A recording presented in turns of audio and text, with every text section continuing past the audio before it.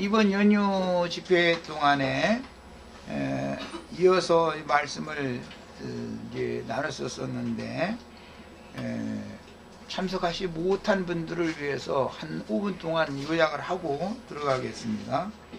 우선 주님의 오심이라는 말은 이제 여러 가지로 표현을 성경이 하는데 뭐 도적같이 오신다라고도 했고 속히 온다 이런 표현도 했고 또 주님이 나타나신다 이렇게도 표현을 하셨고 오늘 말씀에 의하면 11절에는 내가 속히 오리니 이렇게 하셨고 12절에는 하늘의 하나님 내 하나님께로부터 내려오는 거룩한 성 새 예루살렘을 이렇게 표현을 했어요. 주님이 오신다라는 표현은처럼 다양하다라는 걸 잘 마음에 담아 두셔야 되겠어요.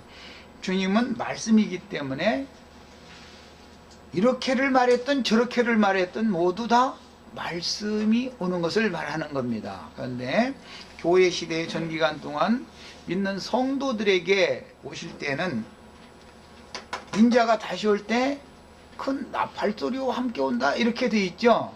나팔소리라고 하니까 허공 어디에서 무슨 천사가 무슨 금나팔 부는 것처럼 이렇게 상상들을 하는데 그게 아니고 주님께서 보내신 증인들이 예수 그리스도는 누구인가에 대해서 증거하는 말씀 전파를 일러서 나팔소리다 그러니까 그 영을 받아서 그 영의 보내심을 받은 사도들이 나가서 복음을 전파하기 시작하면 나팔소리가 계속 들려오는 거죠. 나팔소리로 주님이 오셔도 다시 오셨어도 누구는 받아들이면 오른편 양이 되는 거예요. 우리는 지금 그 말씀을 믿었으니까 오른편 양이 된 거잖아요. 말씀으로 오셔도 말씀이신 주님이 살려주는 영으로 영혼을 살려주는 생명의 말씀으로 오셔도 그 생명의 말씀 받아들이지 않으면 왼편 양이 되는 거죠. 양이 아니라 왼편 염소들이 되는 거죠. 이렇게 분별을 자꾸 해나가는 겁니다. 이제 말씀이 처음에 와서 믿어졌을 그것으로 모든 것이 완성된 게 아니고 말씀은 계속해서 주님이 오셔야 되는 거예요. 이것은 도적같이 오신다 그래요. 그것은 사람의 내면 세계 속에 진리에 관한 것을 깨달음으로 계속 더해주는 것이죠. 하나님은 빛이시니까 말씀을 계속 가르침 받을 때 진리에 대해서 자꾸 깨달아가는 만큼씩 주님이 각자의 그만큼 오는 거죠. 똑같이 이 모임에 와서 똑같이 말씀을 들어도 어떤 사람은 많이 그 말씀을 증거되는 말씀을 많이 수용할 수 있으면 주님을 많이 받아들일 수 있고 빛을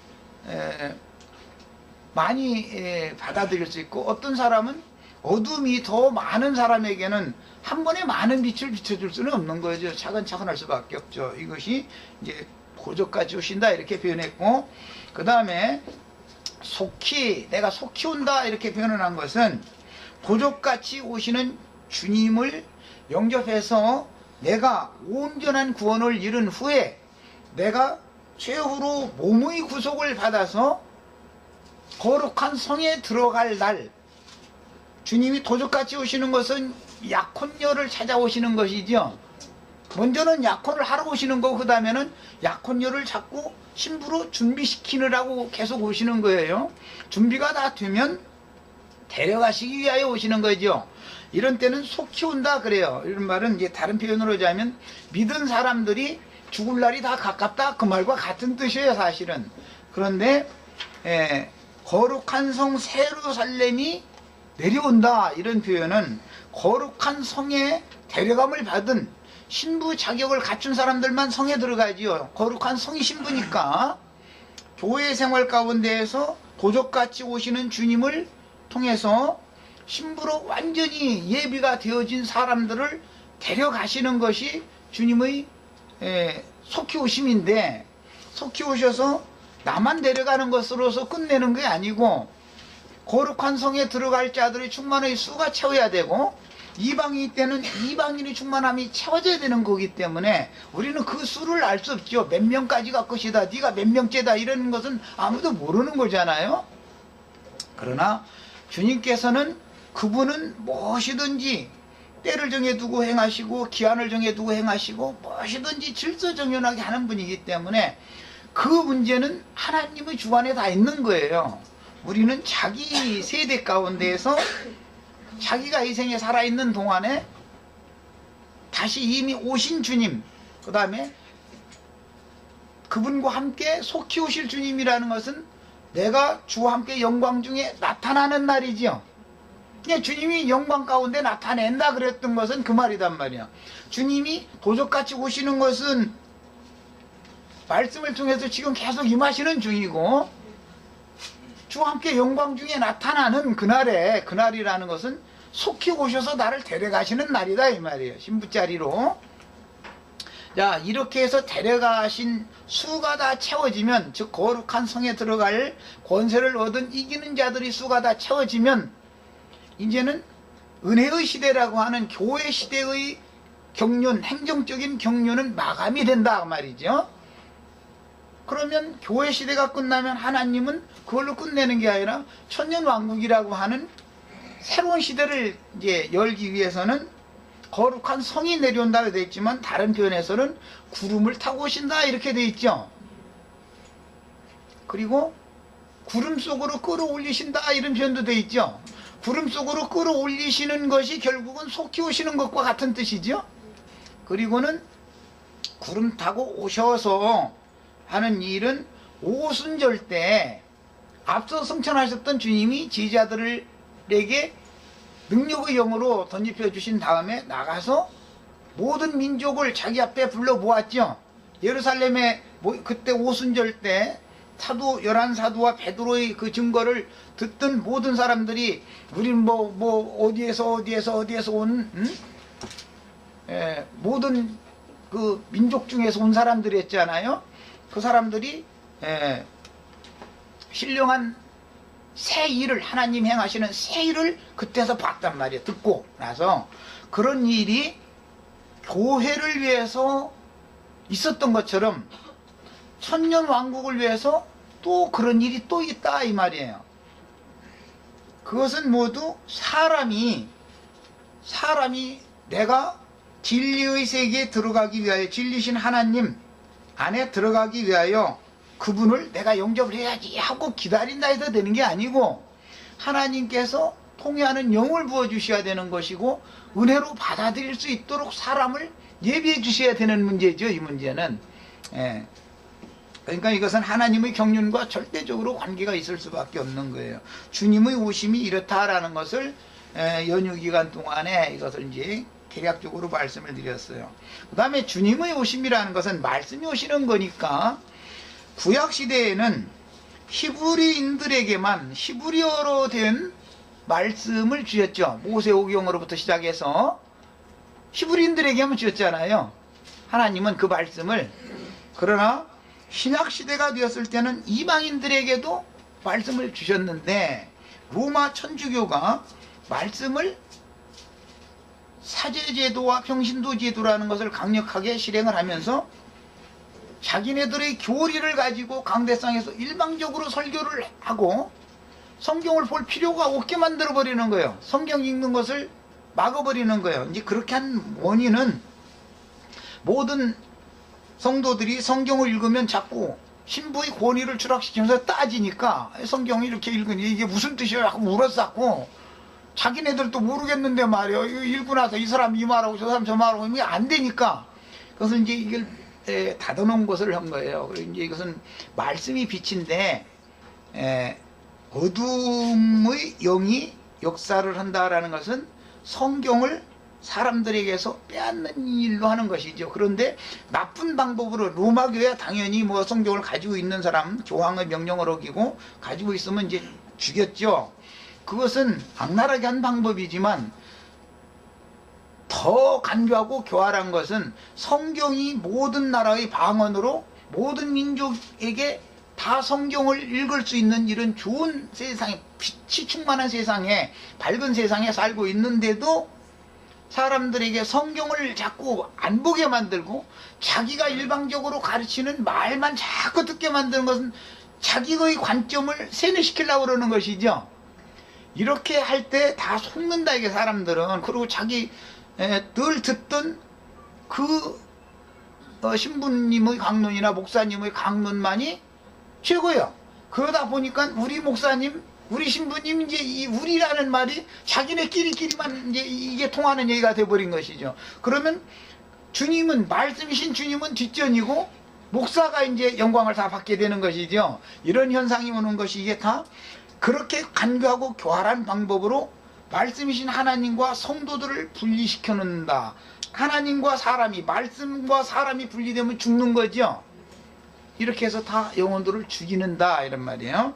이제 그런데 오늘 빌라델피아 교회 사자에게 하신 말씀에서 이 빌라델피아 교회라는 것은 사대 교회에서 더 완전한 개혁을 한 사람들을 빌라델피아 교회라고 그러는 건데, 교회사적으로 이미 말씀을 드렸던 것처럼 빛이 완전히 차단되어졌던 로마 교회에서 개혁을 부르짖고 일어났을 때 첫 번째가 모든 신앙의 기준은 말씀으로 돌아가야 된다라는 거였어요. 그러다 보니까 성경을 번역하는 문제가 대두되기 마련이고, 그 다음에 어떻게 번역할 거냐라는 문제뿐 아니라 성경을 어떻게 다 배포를 해서 모든 사람이 다 읽게 할 거냐라는 문제가 당연히 대두되는 거죠. 이런 것에 대해서 노선이, 성경 번역의 노선이 라틴어권의 노선과 동방교회에서는 헬라어를 사용했기 때문에 헬라어권의 노선이 달랐다라는 거 말씀드렸었어요.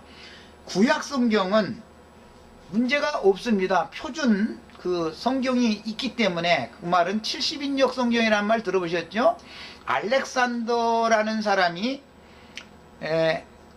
그 지중해변을 전역을 이렇게 점령을 하고 나서는 헬라어로 성경을 번역하도록 명령을 내려가지고 히브리어와 약간의 아람어로 되어 있는, 그때 당시에는 구약 성경만 있는 거죠. 그것을 헬라어로 번역을 해놓은 70인역이라고 하는 금정역이라고 그래요. 이 번역이 있기 때문에, 그 성경이 있기 때문에 예수님도 오셨을 때 그 성경을 읽은 거예요. 그러나 예수님이 구속을 이루신 다음에 사도들이 복음을 전파하는 핵심 내용들은 서신서가 2번 있는데, 로마서에서부터 유다서까지 한 번 있고 계시록에 7교회 보낸 편지가 있고 이렇게 2번 있는데, 이런 내용들을 이곳저곳에 감춰진 그 두루마리, 조각 두루마리들, 그 책들을 다 취합해가지고 회의를 계속 거듭한 다음에 성경을 이렇게 70권으로 딱 이렇게 묶은 거예요. 근데 기독교계에서는 성경 66권인데 또 70권이라고 하는데 저 사람 이상하다고 또 그럴까 하면서인데, 이런 것은 기본적으로 상식적으로 알고 계셔야 돼요. 구약은 43권이고 신약은 27권이에요. 이렇게 해서 전체가 70권인데 기독교계에서는 구약을 39권이라고 이렇게 분류를 하죠. 그것은 10편을 구약에서는 한 권으로 분류를 기독교계는 그렇게 하지만 분명히 10편에는 제1권 몇 장까지, 2권 몇 장까지 이렇게 해서 5권으로 되어 있습니다. 이게 권을 나눌 때는 10편은 5권으로 분명히 분리되어 있으니까 그렇게 나눠야 맞는 거예요. 그러면은 성경은 전체가 딱 70권으로 해서 딱 짝이 이렇게 맞게 되어 있어요. 자, 그 다음에 그 후로 천주교의 라틴어 계보에 속한 사람들이 번역을 한 라틴어권의 그 번역본과, 이건 신약 성경을 말하는 거예요. 주로 번역본과 안디옥 교회에서 이방의 사도들을 파송했었죠. 바울과 바나바는 이방인을 위한 사도들은 안디옥 교회가 파송을 했잖아요. 성령이 따로 세우게 만들어 가지고 기도를 해서 파송을 했어요. 교회가 파송을 한 거예요. 그래서 이방인의 때 전 기간 동안에 사도들의 활약상을, 전도를 한 내용들이죠. 활약상이라는 말은 이것을 안디옥 교회의 노선에 맞춰서, 즉 헬라어권의 노선에 맞춰서 번역을 하는 노선이 다르단 말이야. 이게 이탈리아의 로마권에서 번역을 한 신부들을 위주로 하는, 그거는 이제 제일 강조하는 점이 이제 그 성직자와 평신도라는 걸 자꾸 나누는 율법적인 관점을 자꾸 가지고서 그걸 강조하는 관점으로 번역을 한 거고, 안디옥 교회에서 그 관점이라는 것은 모든 성도들은 다 피로 사서 하나님께 드리시고 나라와 제사장으로 삼으셨기 때문에 모든 성도들은 다 제사장이다. 성도들이 나라지 죽어서 가는 천당이라는 나라가 따로 있는 게 아니다 라는 관점을 가지고 번역을 하다 보니까 성경을 보는 관점이 전혀 다를 수밖에 없겠죠. 지금 내가 하는 말 이해가 되셨어요? 하나님의 나라라는 것은 그 라틴어권에서는 여기 있다 저기 있다, 이 지상에는 없고 저 천당이라는 데를 왜 이제 올라가면 거기가 있다, 이제 자꾸 이렇게 어떤 장소를 자꾸 생각하고 있잖아요, 라틴어권에서는 성경 번역을.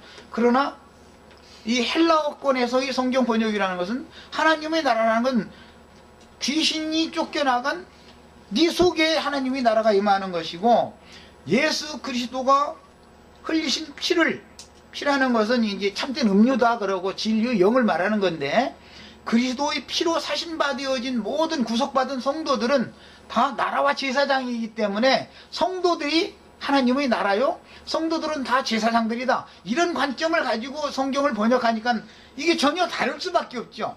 그러다 보니까 싸움이 안 날 수가 없는 거죠. 이런 노선에 대해서 잘 알아야 돼, 성경을 읽을 때는.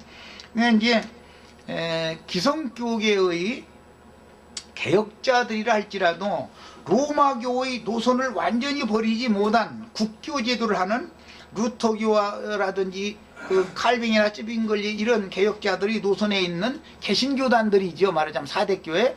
이 사람들은 로마교의 노선을 그대로 따른단 말이에요. 지금 하나님의 나라는 죽어서 가는 어떤 천당이라는 셋째 하늘이 어디가 있다, 하나님의 보좌라고 하는 것이 그곳에 있다 말이에요. 셋째 하늘 어디에 있다, 자꾸 이러는 거예요. 그러나 안디옥 그 사도들의 노선, 성령이 이방인들에게 사도들을 파송한 안디옥 교회의 그 신앙을 보는, 성경을 보는 관점, 그 노선은 하나님의 나라라는 것이 여기도 있고 저기도 이렇게 두 개가 있을 줄은 없는 거고, 하나님의 나라라는 것은 믿는 성도들을 통해서 그 제사장들로 삼고 그들로 하나님을 섬기게 하니까 그것이 제사장 나란 거다. 모든 성도는 다 제사장이다.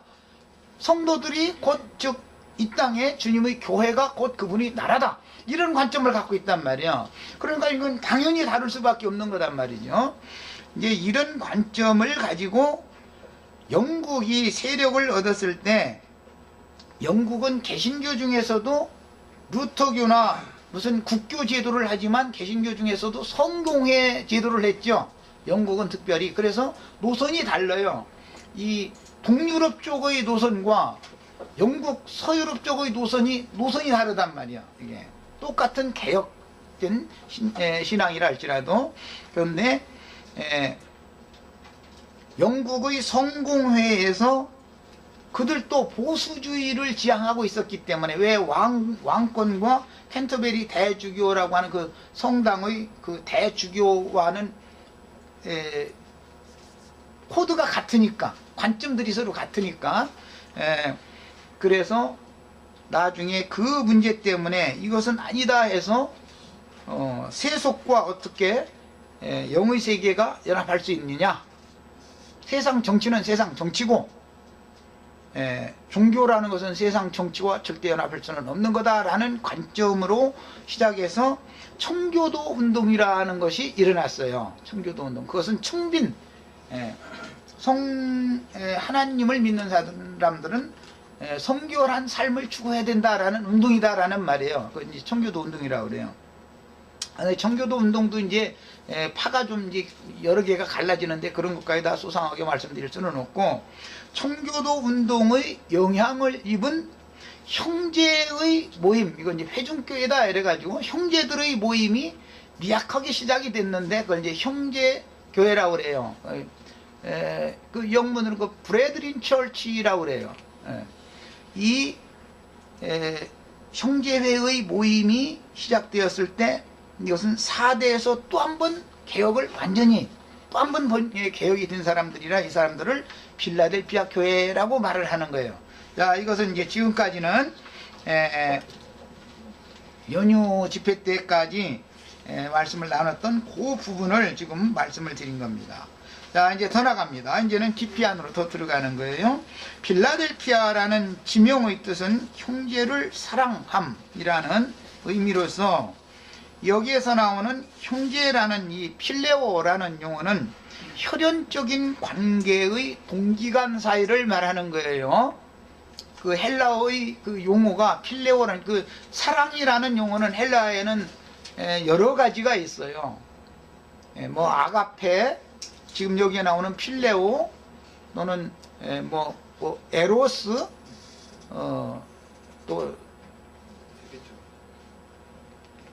또 하나가 있는데 내가 지금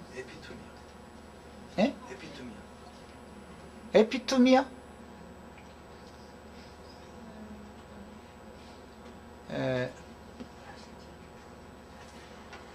뭐 지금 내가 기억이 잘 안 나는데 헬라어에서는 그 어떠한 종류의 사랑이냐라는 것을 구분하는 많은 용어가 있어서 특히 이제 신약 성경은 이 헬라어로 사용이 됐는데 필레오라는 용어를 사용한 것은 혈연 관계의 동기간 사이에는 아무래도 다른 사람보다 더 가깝잖아요. 동기간들은 이제 그런 개념을 가진 거예요. 그 다음에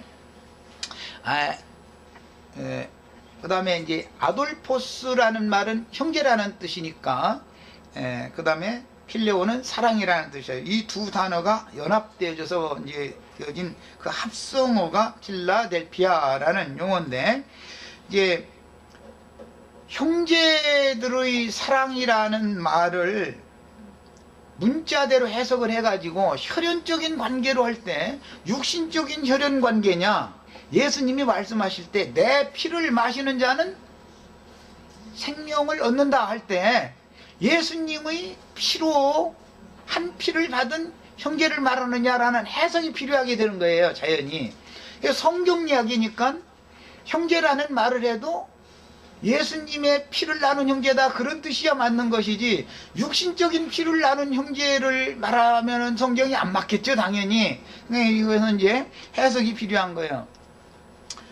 나는 육신적으로야 다 우리가 각각 남남 사이지만 영적으로는 하나님의 생명을 이어받은 예수님의 피를 다 마신 사람들이죠.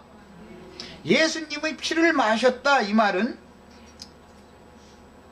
참된 음료다. 예수님은 이제 표현을 이렇게 했는데, 내 피를 마시는 자는 참된 음료를 마시는 거다 이랬는데, 이제 뒤에 설명하실 때는 그게 진리의 성령을 믿은 거다, 받은 거다, 이렇게 표현을 했어요. 그래서 이 참된 음료를 마시는 이야기가 계시록 22장 17절에 그 영과 신부가 오라 하시는도다. 목마른 자도 올 것이요, 원하는 자는 다 와서 값없이 생명수를 받으라 할 때 그 생명수가 예수님의 피를 말하는 말이에요. 예수님의 피는 참된 음료다 그랬잖아요. 생명수라는 것은 예수님의 피로 상징되어진다, 이 말이에요. 그게 이제 생명수예요. 왜 이 말이 나오느냐면은 뱀의 입에서도 물을 강같이 이렇게 토해내기 때문에 내가 주는 물을 마시는 자는 그 배에서 생수가 넘쳐나리라, 이랬죠.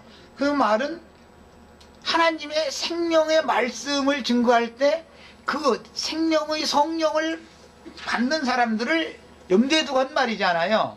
그래서 참된 음료, 예수님의 피, 진리의 영으로 거듭났어야 된단 말이에요. 영이 진리의 영으로 거듭난 영을 가진 사람들은 예수님과 한 피를 받은 동기간들이다, 이 말이에요. 그러니까 우리가 지금 신앙생활을 추구를 할 때 뱀의 동물과 진리의 성령이 섞여 있는 물을 마시면은 사람들이 혼축해 되죠. 혼동하죠, 모두.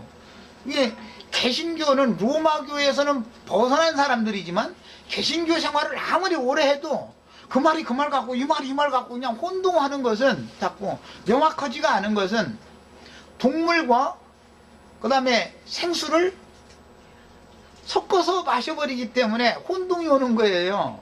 이런 방식으로 구약 성경이 이제 예언을 응하게 하는데 그 예언에 뭐라고 되어 있냐면은 혼축해 하는 잔을 마시고 깊이 잠들게 하는 신을 내가 보내준다 이렇게 되어 있죠. 그게 저주죠. 취하는 독주를 마신 사람이 술 취하면 다 졸음이 오고 깊은 잠자잖아요. 상징이다 이런 말이에요 이게 다. 그래서 하나님께서 혼축해 하는 잔을 어떤 자들에게는 저주받은 자들에게는 그걸 마시고 취해가지고 아무리 흔들어 깨워도 일어날 줄을 몰라 막 아주 골아 떨어진 사람이 있죠. 그거 보셨죠? 이런 사람은 아무 흔들어도 일어나질 못해. 술이 안 깨기 전에는. 그게 저주의 상징이요. 그래서 깊이 잠들게 하는 신을 보낸다고 그랬어요. 그것이 지금 기독교계에 그런 영이 지금 흘러가고 있는 거예요. 이게 형제 사랑의 교회에 대한 얘기를 해도 여기 말하는 형제라는 말 자체가 얼마나 중요한 용어인지를 너무 모르는 거예요. 목사님이나 신부님 하면은 굉장한 사람인 걸로 생각하지만 형제님 하면 시시하게 여겨요. 왜 그러냐면 하나님의 생명을 받은 예수, 하나님의 독생자였던 그분이 구속을 이루시고 나서 생명 주는 영이 되셔서 아들의 영을 사람들에게 부어주면 아들의 영을 받으면 아바, 아버지라 다 부르죠. 아바라는 말은 히브리어로 아버지라는 뜻이에요. 창시자, 모든 것들을 시작하신 분, 근원자, 있게 하신 자 그런 뜻이에요. 그런데 그렇게 아바, 아버지라 부르려면 아들의 영을 다 받아야 된단 말이에요. 아들의 영을. 그런데 아들의 영을 받았다고 하지만 사실은 보면 다른 영을 받은 수가 있죠. 예수가 다른 예수를 믿으니까 다른 복음을 전하면 다른 영을 받을 수밖에 없죠. 그래서 다 우린 거듭났다 그러지만 예배당에 다니는 분들이 나는 거듭 안 났다고 하는 사람 손들어 보라고 그래. 없어. 다 거듭났다고 그래요. 거듭이 났는데 어떠한 영으로 났느냐 이 말이에요. 육신으로 난 것과 거듭난 것만을 사람들이 자꾸 생각하는데 육신으로 난 것과 거듭났는데 거듭난 사람들이 영이 다른 영으로 날 수가 있다라는 걸 너무 모른단 말이야. 이것 때문에 자꾸 혼동이 오는 거죠. 그래서 이런 말씀들에 대한 이해를 정확하게 해야 되겠어요. 예수님의 피로 우리가 낫다. 한 피를 받아서 하나님의 피를 나는 동기간들이다. 이 말은 예수님이 나의 형님이다 그 말이니까 로마서 8장이나 히브리서 1장에 나오는 말씀처럼 맏아들 부활하신 날 이후에는 맏아들이 되셨죠. 그리고 교회 중에서 함께 찬송하고 교회와 함께 나를 낳아주신 아버지를 찬송한다고 그랬는데 그것은 주님이 지금 우리 교회로 모인 형제 자매님들과 함께 지금 찬송하고 지금 내가 지금 어떤 말을 혼자 하는 게 아니라 주 영이 말하게 하시는 대로 난 말을 할 뿐이다 이 말이에요. 이런 걸 이제 대언자라고 그러죠. 그 증거는 뭘로 할 수 있냐면 자기를 높이고자 하는 어떤 것이 묻어나올 수가 있죠. 아 나는 이런 계시를 이렇게 받았는데 너희는 아무것도 아니까 나한테 가르침 받으라 이렇게 하는 어떤 사상이 흘러나오잖아요. 육적인 이것이 흘러나오면 그건 다른 영이 그게 자기를 높이고자 하는 영이면 다른 영이죠. 나를 통해서 증거하시는 그분이 증거 되시는 이분이 영광을 받아야지 내가 높아지면 안 되잖아요. 이런 것을 구분을 해가면서 들을 줄 알아야 된단 말이야 이게 이제.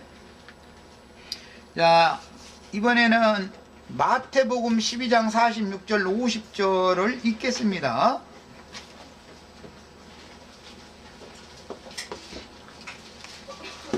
예수님이 친히 하신 말씀이에요. 마태복음 12장 40절에서 50절을 읽겠습니다.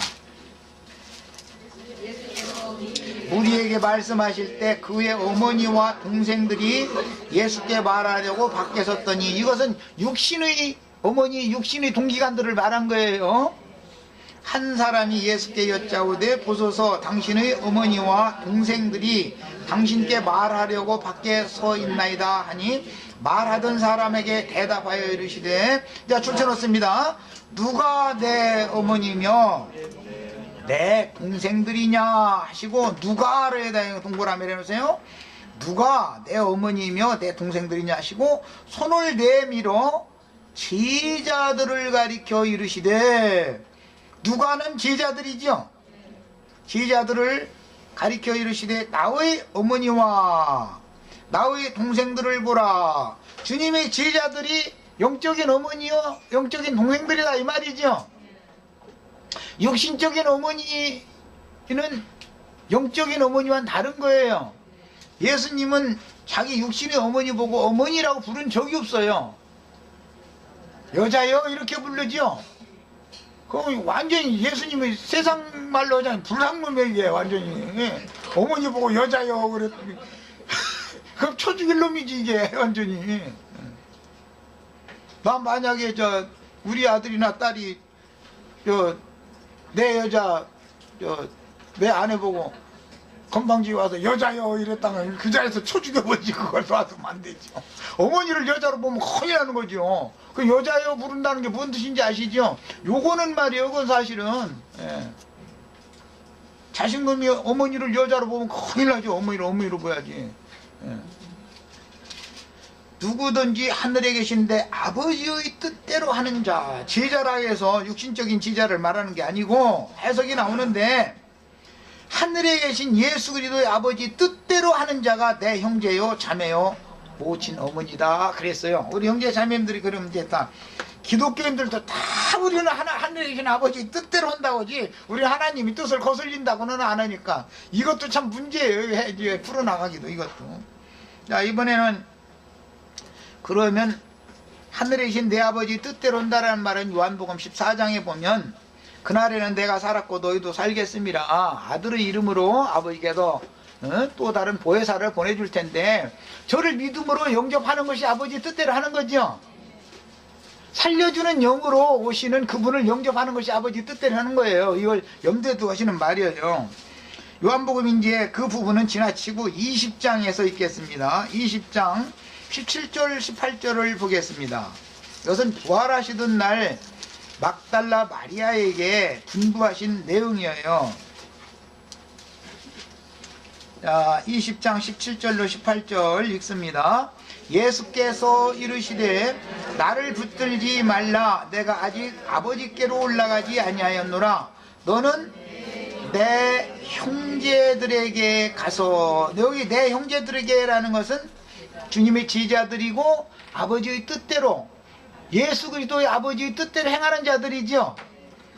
예수 그리스도의 아버지 뜻대로 행하는다라는 건 뭐라겠어요? 진리의 영으로, 살려주는 영으로 오실 때 영접하는 거예요. 내 형제들에게 가서 이르되 내가 내 아버지 곧 너의 아버지. 그러니까 형제들이니까 예수님의 아버지와 이제 형제들의 아버지도 똑같은 아버지죠. 한 아버지죠. 내 하나님 곧 너의 하나님께로 올라간다 하라. 예수님의 하나님이 제자들의 하나님 똑같은 하나님이죠. 하시니 막달라 마리아가 가서 제자들에게 내가 주를 보았다고, 또 주께서 자기에게 이렇게 말씀하셨다 이러니라. 이렇게라는 것은 내 하나님 너희 하나님, 내 아버지 너희 아버지에게 내가 다시 살아나가지고 이제 승천을 앞두고 있다라는 것을 제자들에게 가서 전해졌다 그 말이에요 지금. 자 이번엔 히브리서 2장 11절로 12절을 읽겠습니다.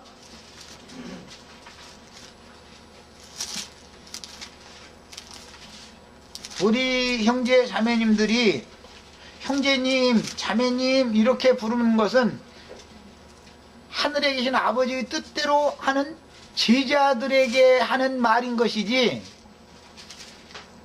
하나님의 한 피를 한 생명을 받은 동기간들이라 그런 뜻으로 하는 말인 것이지, 기독교계의 신부나 목사들도 다 형제 자매 그렇게 부르죠. 그들이 부르는 건 자기는 높은 사람들이고 여러분들은 그냥 평신도다 그 말로 부르는 거예요. 그러나 성경이 말하는 형제 자매라는 개념은 전혀 그런 뜻이 아니다라는 걸 지금 말씀드리려고 그러는 거예요. 예수님의 동기간이다 이 말이에요. 이것을 알아야 빌라델피아 교회의 사자에 보낸 말씀을 설명을 해 나갈 수 있기 때문에 우선 이 시간 이것을 하는 거예요. 자, 히브리서 2장 11절로 12절 읽습니다. 거룩하게 하시는 이와 거룩하게 함을 입은 자들이 다 한 근원에서 난지라. 이 한 근원이 어떤 근원? 예수 그리스도의 아버지 하나님을 말하는 것이죠. 창시자 아버지, 아바라는 히브리어는 우리나라 말로는 아버지라는 뜻인데 그것은 창시자라는 뜻이에요. 창시, 모든 것의 근원이라는 뜻이요. 그리고 다른 표현으로는 있게 하는 자라는 뜻이에요. 없는 것을 있게 하는 자다 이런 뜻이에요. 한 근원에서 난지라. 그러므로 형제라 부르시기를 부끄러워 아니하시고 이르시되 내가 주의 이름을 내 형제들에게 선포하고 내가 주를 교회 중에서 찬송하리라 하셨으며, 그랬어요. 내가 내 형제들에게 할 때 예수 그리스도의 부활하신 예수님의 형제들이라는 것이 얼마나 중요한 용어인지를 알 필요가 있어요. 빌라델피아 교회에게만은 책망의 말씀이나 회개하라는 말씀이 없죠. 7교회들 중에 지상교회에서는 빌라델피아 교회만이 회개하라는 책망의 말씀을 듣지 않아요. 그런데 칭찬의 말씀만 하시죠. 그런데 필라델피아라고 하는 의미를 지금 설명하기 위해서 이런저런 얘기를 했던 거예요. 예수님의 형제라는 말은 육신의 형제가 아니고, 우린 히브리인들이 아니니까 육신 형제가 될 수가 없죠. 육신 형제가 아니고 사도행전 13장 31절로 33절 사이에 내가 오늘 너를 낳았도다 하셨던 그 부활의 날 나아지신 부활하신 예수님의 형제다 그 말이에요. 야, 바울이나 요한이나 이런 사도들은 아주 젊은 나이에 주님을 만났죠. 청년 때, 청년 사월에 썼었잖아요. 요한도 아주 청년이었었잖아요. 그때는 사도일 수가 있었어요. 또 보냄을 받아서 전도를 하러 다녔기 때문에 전도자가 될 수가 있었었죠. 하나님의 말씀을 대언을 했으니까 선지자의 직분할 수가 있었어요. 그러나 그는 아직 지역교회의 장로가 아니었었어요.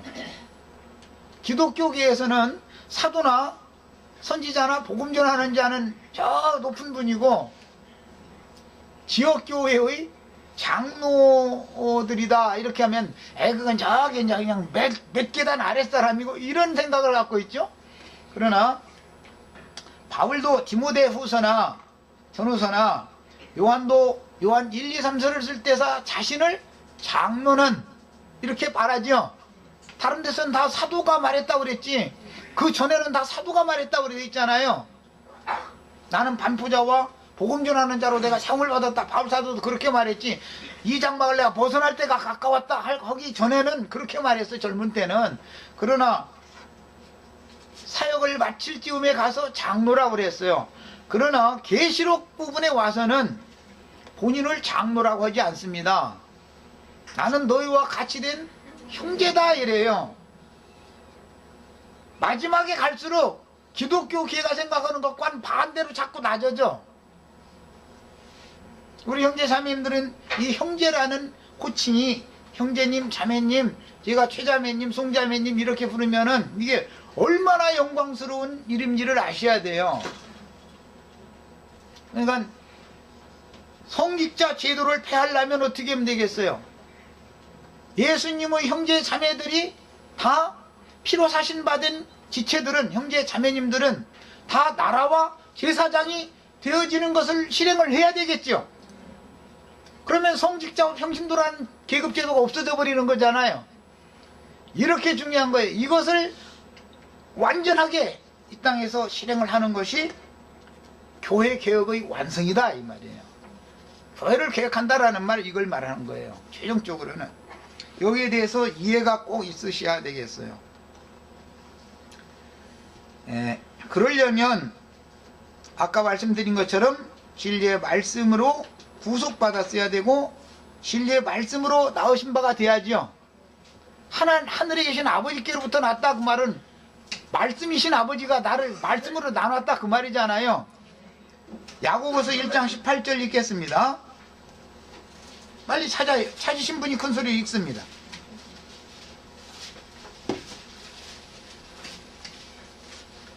자, 읽습니다. 그가 그 피조물 중에 우리로 한 첫 열매, 처음 익은 열매, 계시록 14장에 시온산에선 14만 4천은 처음 익은 열매라고 그랬죠. 한 첫 열매, 이것은 이제 구약성경 11조라고 그래요.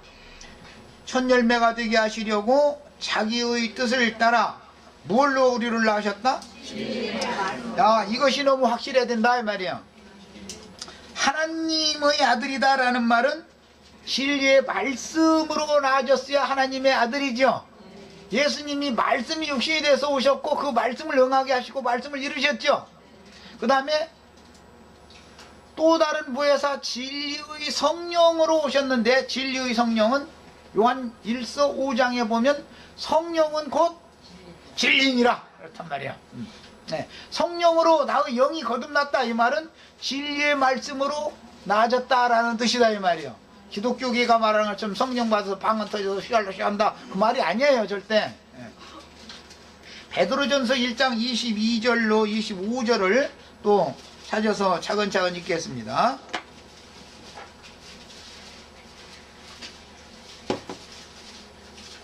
베드로전서 1장 22절로 25절을 읽습니다. 진리를 순종함으로. 자, 동그라면에서요 뭐를 순종함으로? 자, 아버지의 말씀은 진리니이다. 요한복음 10장에 그랬죠. 내가 곧 길이요 진리요. 예수님 자신이 진리다 그랬죠. 그 다음에 진리의 성령이 오시면 너희를 모든 진리 가운데로 인도해 주실 것이다 그랬어요. 오늘 진리의 성령이 어떻게, 진리의 성령으로 주님이 어떻게 재림하시는지를 잘 생각하시란 말이에요. 진리를 순종함으로 어떻게 됐다고요? 너희 영혼을 깨끗하게 하여 거짓이 없이 형제를 사랑하게 이르렀으니. 그런 걸 보니까 형제 사랑도 거짓으로 사랑할 수도 있네. 거짓 없이 사랑하라고 그랬으니까. 예를 들어서 내가 우리 형제 자매님들을 사랑하는데 육신적으로 사랑하면은 우리 아이들하고 내 친구가 난리 나죠. 그건 있을 수가 없는 일이잖아요. 이런 걸 잘 생각해 보세요. 그러니까 육의 사랑과 영적인 사랑을 구분을 우리는 잘 해서 필라델피아 교회에 관한 말씀을 이해를 해야 된단 말이에요. 거짓이 없이 형제를 사랑하기에 이르렀으니, 다른 바울 사도는 진리의 사랑으로 사랑해라 이렇게 표현을 했어요. 마음으로 뜨겁게 서로 사랑하라 이걸 하는 거예요. 너희가 거듭난 것은 썩어질 씨로 된 것이 아니요. 이 썩어질 씨라고 하는 말은 모세의 율법 계명을 말하는 것이지만, 염두에 두는 말이지만 광야에 만나는 썩죠. 기독교계가 가르쳐주는 말씀은 썩는 말이죠. 썩는 말. 뭘 썩혀요?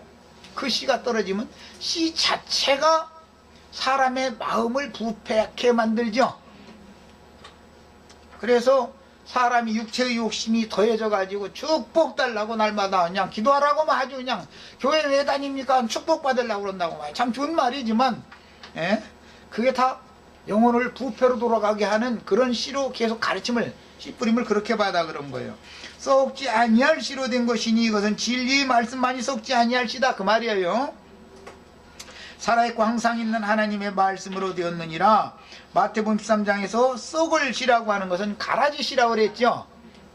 썩지 아니할 씨는 진리의 말씀 씨를 말하는 거예요. 천국의 아들들을 통해서 천국 말씀을 심는다 이렇게 표현했어요. 그러므로 모든 육체는 풀과 같고, 풀이라는 구약 성경에 어떤 예가 나오면 육체를 말한다는 걸 알 수 있죠.